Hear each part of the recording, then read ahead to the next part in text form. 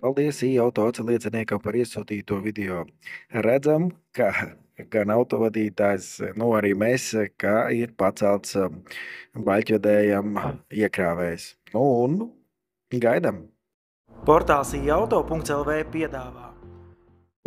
Tas viss notika šovakar, 14. novembrī. Un varam redzēt, ka baļķvedējs dodas slokas virzienā. Un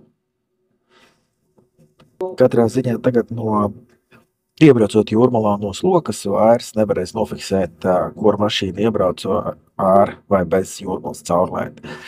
Ļoti žēl, ka izskatās, ka cietuši vairākas mašīnas, arī pretīm braucošā mašīna. Nav zināms par divām mašīnām, kas brauc aizmugurē. Tuvākā filmētājiem droši vien, ka necieta, bet tā, kas ir tuvāk baļķvedējiem, tur visādi varēja būt.